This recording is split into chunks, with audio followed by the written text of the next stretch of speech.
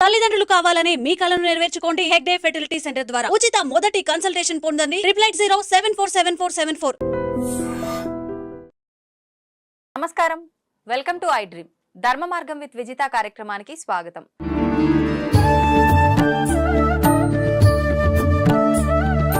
ప్రస్తుతం మనతో పాటు ఉన్నారు ప్రముఖ జ్యోతిష్య వాస్తు పండితులు బ్రహ్మశ్రీ అన్నవరపు తిరుపతి మూర్తి అవధాని గారు. ఇప్పుడు వారితో మాట్లాడి మరిన్ని విషయాలు తెలుసుకుందాం. మనకున్న సందేహాలన్నింటినీ కూడా నివృత్తి చేసుకునే ప్రయత్నం చేద్దాం.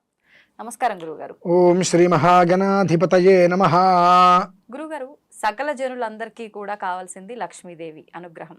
అయితే అందరికీ జనులందరికీ కూడా అక్షయ సంపదలు ఇచ్చే దేవి ఎవరు అని అంటే లక్ష్మీదేవి. మరి ఆ లక్ష్మీదేవి అనుగ్రహం ఉండాలి అని అంటే ఎటువంటి విధి విధానాలు ఆచరించాలో తెలియజేయండి. తప్పకుండా అమ్మ, 2 విషయాలు చెప్తాను. ఆ 2 విషయాలలో ఒకటి తాత్కాలిక ఉపసంహారం, రెండోది దీర్ఘకాలిక ప్రయోజనం. మొదటిదైతే తాత్కాలిక ఉపసంహారం చేయడానికి అందరూ సిద్ధపడతారు, కానీ జీవితకాలం మనకు అది యోగిస్తుంది అంటే దాని జోలికి ఎవరు వెళ్ళడానికి సిద్ధపడరు. ఏం లేదమ్మా, ప్రధానంగా మనం ఏ దేవాలయానికైనా వెళ్తే మంచి పండగల రోజు నాడు అంగరంగ వైభవంగా అలంకారం చేస్తూ ఉంటారు. అసలు అక్కడ భక్తి ఎలా ఉన్నా ఆహ్లాదకరంగా మాత్రం మంచి కనిపిస్తూ ఉంటుంది. అలానే ప్రతి మనిషికి కావాల్సింది సొంత గూడు.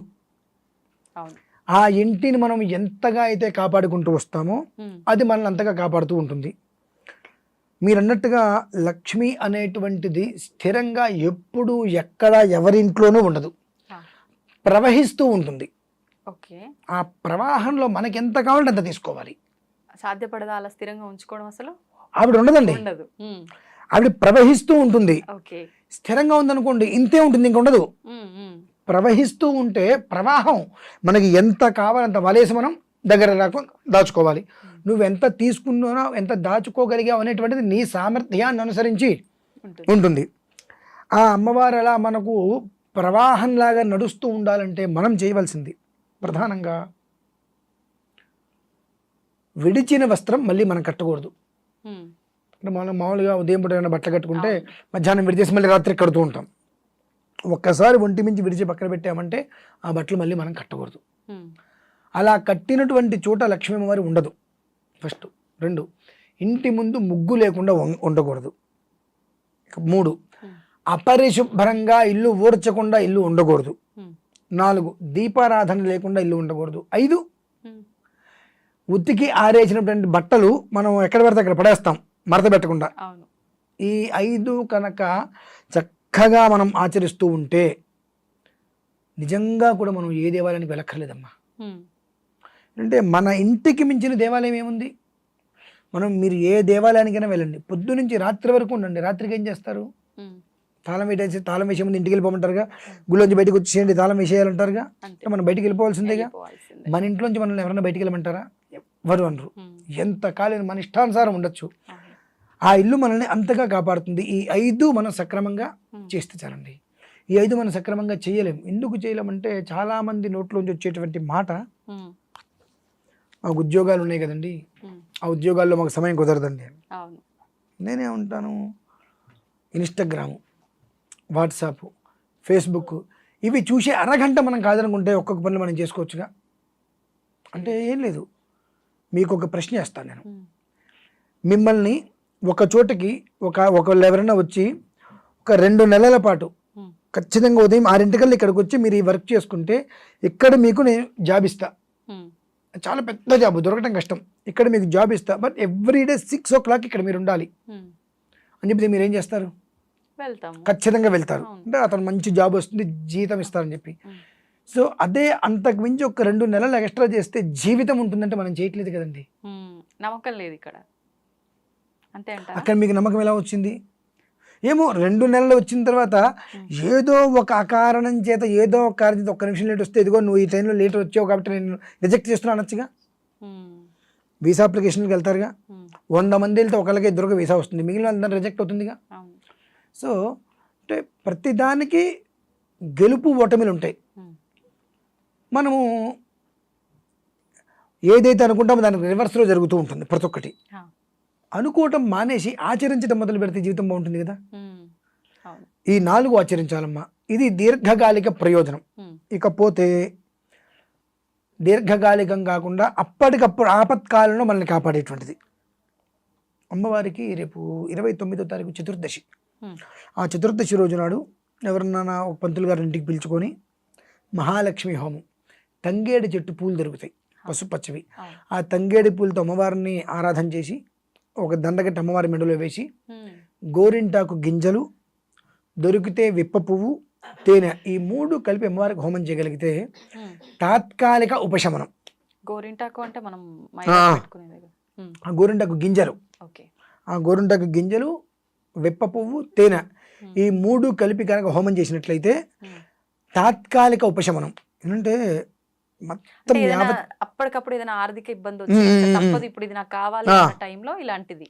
ఓకే, అందులో రేపు చతుర్దశి విశేషం 29వ తారీఖు. ఎందుకంటున్నానంటే అమ్మా ఇది చతుర్దశికి అమ్మవారికి సంబంధం ఉందా గురుగారు? చాలా విశేషమైన సంబంధం ఉందండి. అమావాస్య కాదా సంబంధం, దీపావళి అంటారు. అలానే కదా, ఒక్కొక్క తిథికి సంబంధించి ఒక్కొక్క దేవతకి ఒక్కొక్క విధానంలో అనుసంధానం ఉంటుంది.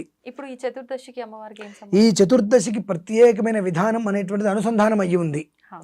కనుకనే ఈ చతుర్దశి అమావాస్య అనేటువంటిది ద్విరావృత్తము అని అంటారు. 2 దేవతల ఆరాధన విడివిడిగా ఉంటుంది. ఈ 2 దేవతల ఆరాధనకి ఈ చతుర్దశి అమావాస్య చాలా విశేషం అనమాట.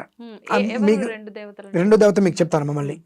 అయితే తాత్కాలిక ఉపశమనం, మనం మానవులం, మనకున్నటువంటి జ్ఞానం ప్రపంచంలో ఇంకెవరికి ఉండదు. ఆ జ్ఞానం మనకు కూడా ఉపయోగపడుతుంది. అంత అజ్ఞానంలో ఉంటుంటాం మనం. అంటే మనకు ఏదైనా వస్తుంది అంటే ఏదైనా చేస్తాం. కాబట్టి ఆ ఫలితం ఏదైనా ముందే రావాలి, మనకు వస్తే మనం దీర్ఘకాలికంగా ఏదైనా చేస్తాం. కాబట్టి ఈ చతుర్దశి రోజు నాడు ఆ అమ్మవారికి చేసేటువంటి ఆరాధన చేసుకుంటే వాళ్ళకి ఖచ్చితంగా తాత్కాలిక ఉపశమనం చూస్తారమ్మా. అంటే తాత్కాలిక ఉపశమనం అనేటువంటిది మన నెత్తి మీద బండ ఉంది, బండ దిగాలనే ఉద్దేశంతో చతుర్దశి రోజు నాడు అమ్మవారికి హోమం చేశాం కాబట్టి ఆ బండ మనకు దిగింది, ఇక్కడ తాత్కాలిక ఉపసంహారం అయిపోయింది. కానీ దీర్ఘకాలికంగా ఇది మనకు ఉండాలి. అప్పుడు ఏం చేయాలంటే ఇంతకుముందు మనం 5 విషయాలు చెప్పుకున్నాం. ఈ 5 యథావిధిగా ఆచరించడం మొదలు పెడితే వెనక్కి తిరిగి చూడవలసిన అవసరం లేదమ్మా. ఎప్పుడూ కూడా ధన కనక వర్షం అనేటువంటిది అలా ఇంట్లో కురుస్తూనే ఉంటుంది. ఆ కురిసింది అది వెళ్ళిపోతూనే ఉంటుంది, కురిసేది అలా నిలుస్తూనే ఉంటుంది. కాబట్టి ప్రతి ఒక్కరూ కూడా ఆ ఒక్క చతుర్దశి రోజు నాడు మాత్రం మహాలక్ష్మి అమ్మవారికి అక్షయ సంపదలు ఎన్నో అవని జన్యులకు అందించేటువంటిది ఎవరి అంటే మహాలక్ష్మి. ఆ అమ్మవారిని రేపు చతుర్దశి రోజు నాడు చక్కగా కొలుచుకున్నట్లయితే తాత్కాలిక ఉపసంహారం జరుగుతుంది. తర్వాత చక్కగా నిత్యం ఇంట్లో వాకిట్లో ముగ్గు వేసే దగ్గర నుంచి మలినమైన వస్త్రాలు అంటే విరిచిన బట్టలు కట్టుకోకుండా, ఉతికిన బట్టలు మడతపెట్టి పక్కన పడేయకుండా, ఇల్లు శుభ్రంగా పరిశుభ్రంగా ఉంచుకుంటూ దీపారాధన ఇంట్లో ఈ 5 జాగ్రత్తగా కనుక చేసుకుంటూ వస్తే గృహమే కదా స్వర్గసీమ. అంతకుమించి ఇంకేం కావాలమ్మా. అది ఒక్కటి అప్పుడు వాళ్ళకి ఆచరించడానికి కోరిక పడుతుంది. అంటే అమ్మవారికి చతుర్దశి నేను హోమం చేశాను, నాకు తాత్కాలికంగా ఉన్న కష్టాన్ని ఆవిడ బయటపడేసింది. దీర్ఘకాలికంగా నేను బయటికి రావాలి అంటే అమ్మవారు ఏం చెప్పారు, ఈ ఒక్క విధానాన్నేగా అనుసరించమని గురుగారు చెప్పింది. ఇదేం చెడేం కాదుగా, కుటుంబానికి మంచిదేగా. ఇది అనుసరించడం మొదలు పెడదాం. అది ఒక 20 రోజులు, 30 రోజులు, 40 రోజులు నిత్య జీవితంగా అలవాటు చేసుకోగలిగితే బహుశా హాస్పిటల్కి కానీ దేవాలయాలకు కానీ వెళ్ళక్కర్లేదమ్మా. ఎప్పుడు ఆనందంతో ఉంటారు వాళ్ళు. ఇప్పుడు ఒకవేళ చాలా మందికి అప్పులు ఎక్కువగా అయ్యి కొట్టుమిట్టాడుతుంటారు, ఇంకా అసలు ముందుగా వెనక్క అనేటట్టుగా ఉంటారు అప్పుల బాధలో. అలాంటి వాళ్ళు ఈ హోమం ఆ రోజు చేస్తే శుభ్రంగా చేసుకోవచ్చమ్మా, ఎలాంటి సందేహము లేదు. ఈ ప్రతి దానికి కూడా ఒక ఉపసంహారం కావాలి. ఆ ఉపసంహారం అనేటువంటిది మాటల్లో కదమ్మా, వాళ్ళ జీవితంలో జరగగలగాలి. ఆ రోజునాడు చేసేటువంటి ప్రక్రియ ద్వారా వాళ్ళకి ఆ యోగం అనేటువంటిది రాగలగాలి. వస్తే వాళ్ళు ఈ పనులన్నీ కూడా 1 గంట లేట్ అయినా ప్రశాంతంగా చేసుకోగలుగుతారు. తద్వారా ఏమవుతుందంటే ధర్మం అనేటువంటిది నిలుస్తుందమ్మా. ఖచ్చితంగా ప్రతి మనిషి ఆచరించి తన జీవితంలో లబ్ధి పొందుతాడు. ఖచ్చితంగా ఎక్కడికో పరిగెత్తక్కర్లా, అక్కడే ఉన్న చోటు ఉండి తన పనులన్నీ చేయించుకోవడానికి మంచి యోగ మార్గం ఇది ఒకటేనమ్మా. ఓకే గురుగారు, లక్ష్మీదేవి మనకు కలగాలి అనంటే, ఆవిడ అనుగ్రహం కలగాలి అనంటే, అనుకున్న విధంగా మనకు డబ్బులు సమకూరాలంటే అసలు ఏం చేయాలి అని మనం కొన్ని వీడియోస్లో మాట్లాడుకోవడం జరిగింది. సరే, మీరు చెప్పినట్టుగా విధానాలు ఆచరిస్తాము, లక్ష్మీదేవి అనుగ్రహం కలుగుతుంది, మనకు అనుకున్న విధంగా డబ్బు సమకూరుతుంది.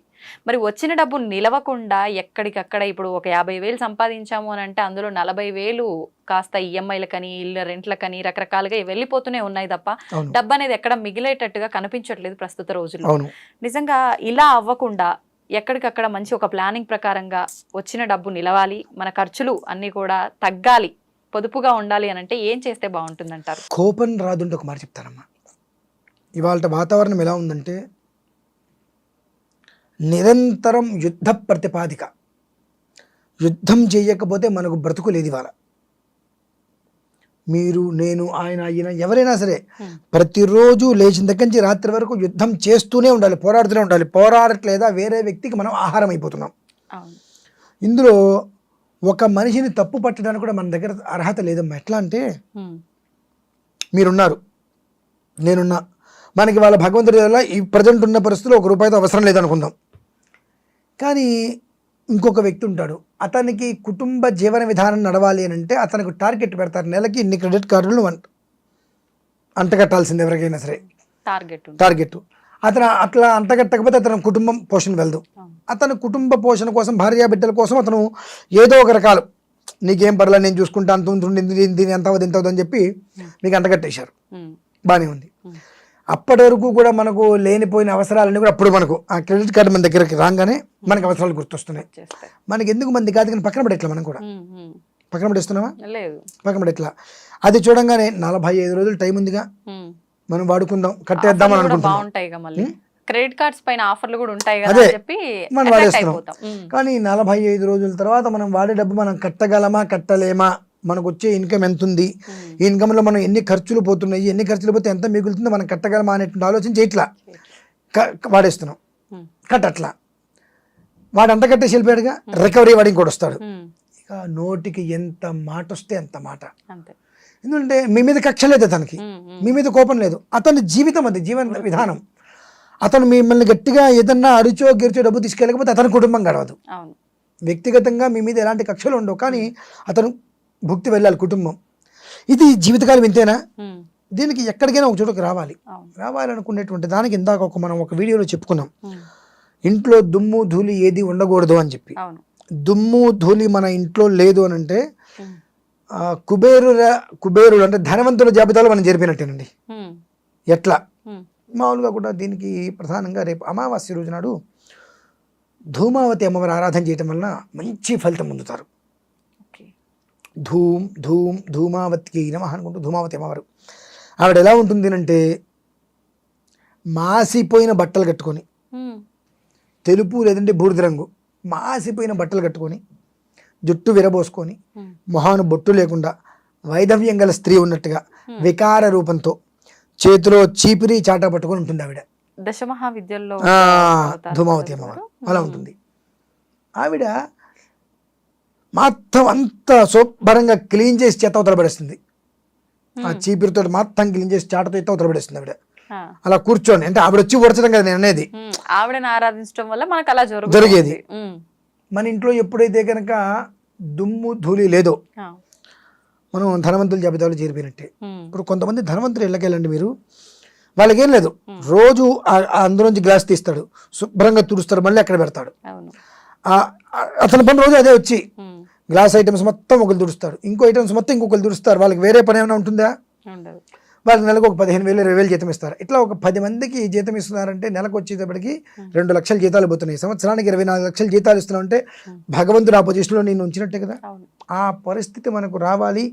ఈఎంఐ అనేటువంటి భారం నుంచి మనం బయటపడాలి, ఆలోచన వచ్చి మనకు బ్యాలెన్స్డ్గా జీవితం మనకు కావాలనుకుంటే ధూమావతి అమ్మవారి ఆరాధన శ్రేయస్కరం. కానీ ఇవి ఉగ్రదేవతలు ఆరాధించకూడదు అంటారు కదా గురుగారు? చాలా తప్పు. దేవతలలో ఉగ్రము శాంతము అనేటువంటిది ఉండదమ్మా, మనం ఆరాధించే విధానాన్ని అనుసరించే ఉంటుంది. ఇప్పుడు మీకు ఓం నమ శివాయ తెలుసుగా, ఈ ఓం నమ శివాయ 5 అక్షరాలతోటి చనిపోయేటువంటి మనిషిని బ్రతికించవచ్చు, బ్రతుకున్న మనిషిని చంపేయచ్చు. మరి ఓం నమ శివాయ ఉగ్రమా? కాదు కదా. అంటే ఆ సాధన చేసేవాడు ఎలా సాధన చేస్తాడో అలా శక్తి వస్తుంది వాడికి, అంతే. అమ్మవారిలో ఎలాంటి దోషం లేదండి, మనం ఎలా ఆరాధన చేస్తే. ఇప్పుడు ఒక విషయం చెప్తా, ఒక తండ్రికి కూతురు ఎంతో గొప్పగా కనిపిస్తుందా? అన్నయ్యకి చెల్లెలు చాలా గొప్పగా కనిపిస్తుంది. అలాగే పక్కింటి ఆవిడ ఎంతో అందంగా కనిపిస్తుంది. భర్తకి భార్య వచ్చేటప్పటికి నాయన దీన్ని నేను తట్టుకోలేనరా భగవంతుడు అనిపిస్తుంది. అంటే నీ చూసే చూపు. తండ్రికి కూతురుగా స్త్రీనే, చెల్లెలుగా స్త్రీనే, పక్కింటి ఆవిడ స్త్రీనే, నీ భార్య స్త్రీనే. కానీ నువ్వు చూసే చూపు ఎలా ఉంది? ఆ విధానాన్ని అనుసరించి ఒక మనిషికి గొప్పగా ఉన్నత స్థాయిలో కనిపించినటువంటి కూతురు ఇంకొక మనిషి దగ్గర వచ్చి నేను దీన్ని నేను భరించలేనురా అంటున్నాడు. చూసారా? అంటే అక్కడ మనం చూసే విధానాన్ని అనుసరించి ఉంటుంది. మంచిగా చూసామనుకోండి మంచిగానే కనిపిస్తుంది, లేదనుకోండి ఆయన కూతురుగా చూస్తే ఆయన కూతురుగానే కనిపిస్తుంది, నా భార్య అనుకుని చూస్తే అలా గొప్పగానే కనిపిస్తుంది. సో అలానే అమ్మవారి విషయానికి వస్తే మనం ఏ విధానాన్ని అయితే అనుసరిస్తామో ఆ రకంగా ఆవిడ మనకి ప్రత్యక్షమిస్తుంది. మరి ఉగ్రంగా ఎందుకు కనిపిస్తారు వాళ్ళు అంటే రాక్షసుల్ని భయపెట్టడం కోసమే. అంటే రాక్షసులు అంటే లోపల ఉండేటువంటి రాక్షసత్వం ఉంటుంది. అమ్మో ఆవిడంత ఉగ్రంగా ఉన్నారు, ఆవిడ పూజ చేస్తే మనకి ఏం జరుగుతుందో మనం జాగ్రత్తగా ఉండవనేటువంటి విషయంలో ముందర స్థితిగానే ఆ భయాన్ని దృష్టిలో ఉంచుకొని పాపం చేయకుండా ఉంటారని చెప్పి కాస్త వాళ్ళు అట్లా ఉగ్రంగా కనిపిస్తుంటారు. కానీ ఉగ్రదేవతలు కదమ్మా. ఆ ధూమావతి అమ్మవారి ఆరాధన కనుక చేసినట్లయితే ఎంత శుచిస్మితంగా శుచిర్భూతంగా ఉంటుందంటే వాళ్ళ కుటుంబము. ఏం లేదు, ఆవిడనేం లేదు నాకు ఇది పోవాలి, నాకు ఇది పోవాలి, నాకు ఇది పోవాలని ఆరాధించి నాకు ఇది కావాలని పిలవద్దు. ఆవిడ వరకు వస్తే నాకు ఇది కావాలని చెప్పదు. నాకు ఇది పోవాలి, నాకు ఇది పోవాలి, నాకు ఇది పోవాలి, నాకు ఇది అంటే మన చుట్టూతో ఉండేటువంటి నెగిటివ్ పోతేనే పాజిటివ్ లోపలికి వస్తుంది. నెగిటివ్ ఉందనుకో పాజిటివ్ ఎక్కడ వస్తుంది? రాదు కదండి. సో అలానే మన చుట్టూతో ఉన్నటువంటి నెగిటివ్ విపరీతంగా ఉంది. ఆ నెగిటివ్ ఉండటం వల్ల మనం పాజిటివ్గా దేన్ని మనం తీసుకోలేకపోతున్నాం. కాబట్టి రేపు అమావాస్య మంచి రోజు, చాలా విశేషమైంది. మా తల్లి నాకు ఈ కష్టం పోవాలి, ఈ నష్టం పోవాలి, నన్ను ఇబ్బంది పెట్టేటువంటి ప్రతిదాన్ని నా నుంచి దూరం వెళ్ళిపోవాలి అని అమ్మవారికి ఆరాధన చేసుకొని అమ్మవారికి సంబంధించిన కొంత హోమం ఉంటుంది కొన్ని ద్రవ్యాలతో ఆమెను తృప్తిపరచండి. తద్వారా ఏమవుతుందంటే ఏ ద్వారంలో నుంచి నీలోనే నెగిటివ్ వెళ్ళిపోయిందో అదే ద్వారం నుంచి పాజిటివ్ మొత్తం లోపలికి వస్తుంది. సో ఎప్పుడైతే కనుక నీ ఇంట్లో దుమ్ము ధూళి అనేటువంటిది మొత్తం అడుగు బయటికి గెంటేసిందో నీ దగ్గర లేదు అనే మాట లేదుగా. ఇంకా 100 మందికో 10 మందికో ఎంతమందికో నువ్వు నీ ఇంట్లో ఎప్పుడైతే దుమ్ము ధూళి అని బయటికి వెళ్ళిపోయినాయో నీకు తెలియకుండానే 10 మంది నీ చుట్టూతో ఉంటారు. 10 మంది నీ ఇంట్లో 10 రకాల విధానాలు అనుసరిస్తూ ఉంటారు. 10 మందికి నువ్వు జీతం ఇస్తున్నావు, ఏం చేస్తున్నావు, కానీ 10 మంది కుటుంబాలని నువ్వు పోషించగలుగుతున్నావు. నీ ద్వారా 10 మంది కుటుంబాలు భోజనం చేస్తున్నాయి. అంటే ఆ పరిస్థితి నీకు ఎవరిచ్చారు? అమ్మవారు ఇచ్చింది. ఎందుకు ఇచ్చింది? నువ్వు ఆవిడ్ని ఏం కోరావు? అమ్మా ఇది నాకొద్దు, ఇది నాకొద్దు, ఇది నాకొద్దు. ఇందులో కూడా మీరు కోరింది భగవంతుడు ఇవ్వడండి, గుర్తుపెట్టుకోండి. ఇప్పుడు మీ ఇంట్లో ఇంత చంటి పిల్లాడు ఉన్నాడు, 2 ఏళ్ళు 3 ఏళ్ళు ఉంటాయి. వాడు చాకు తీసుకుంటాడు, మీరు ఒప్పుకుంటారా? వాడు నాకు అదే కావాలంటాడు, మీరేం చేస్తారు? వేస్తారు కదా. అదే విషయం మన దగ్గరకు వచ్చినప్పుడు మనం ఒకటి అడుగుతాం భగవంతుడిని, అది మనం ఏమనుకుంటాం, ఇది నాకు మంచిది మనం అనుకుంటాం. కానీ భగవంతుడికి తెలుసు అది మీకు మంచిదో కాదో. సో కాబట్టి అది మీకు భగవంతుడు, నేను అడిగింది ఇవ్వవా అని భగవంతుడి కోపం. మన పిల్లవాడు కొన్ని తీసుకుంటే వాడికి ప్రమాదం అని చెప్పి మనకు తెలుసు. మనం ఎవరి పిల్లలం? ఆయన పిల్లలం. మరి ఆయనకి తెలియదా మనకేది కష్టమో? కాబట్టి భగవంతుడి దగ్గర విషయం ఇలా ఉన్నా కేవలం ధూమావతి అమ్మవారి విషయానికి వస్తే నాకు ఇది వద్దు, నాకు ఇది పోవాలి, నాకు ఈ దరిద్రం పోవాలి, నాకు ఈ ఒక్క నికృష్టమైన జీవితం పోవాలి, ఈ అప్పులు పోవాలి, ఈ అమ్మైనటువంటి వ్యవస్థ నాకు పోవాలి, ఇది పోవాలి, ఇది పోవాలి, ఇది పోవాలంటే నీలో ఒక రకమైనటువంటి జ్ఞానం ప్రకాశిస్తుంది. ప్రకాశిస్తే నీకు వచ్చేటువంటి 50,000 10,000 1,00,000 ఆ రూపాయిని నువ్వు ఏ రకంగా సర్దగలుగుతావు, ఏ రకంగా రూపాయలు దాచుకోగలుగుతావు అనేటువంటి స్థితిని నీకు ఆవిడిస్తుంది. 1 కోటి రూపాయలు సంపాదించే వరకే కష్టం అండి. ఆ 1 కోటి రూపాయలు జాగ్రత్తగా నేర్పరితనంగా ఫిక్స్డ్ చేసుకుంటే దాన్ని అదే సంపాదించుకుంటుంది. ఆ స్థితి అనేటువంటిది నీకు ఇస్తుంది. అయినప్పటికీ కూడా నేను ఇంకా గొప్పతనంగా ప్రదర్శన చేయాలనుకుంటే ఎవడేం చేయలేడు. నీకు ఈ సమస్యలు వద్దు, కష్టాలు వద్దు, ప్రశాంతంగా బ్రతకాలనుకున్నప్పుడు అవిని ఆరాధించు. నీకు ఇవన్నీ దూరం చేసేస్తుంది.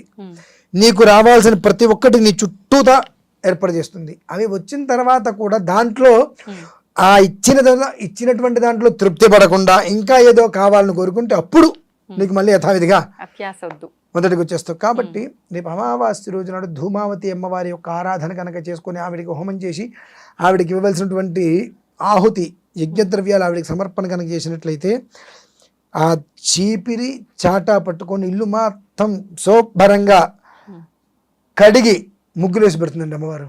అంత నీట్గా చల్లగా హాయిగా ఉంటారు ప్రతి ఒక్క కుటుంబం కూడా. ఒక్కసారి ఒక చిరు ప్రయత్నం చేసి చూడమండి, వాళ్ళే చెప్తారు అది విషయం అయితే. ధన్యవాదాలు గురుగారు. పరమేశ్వరుడు.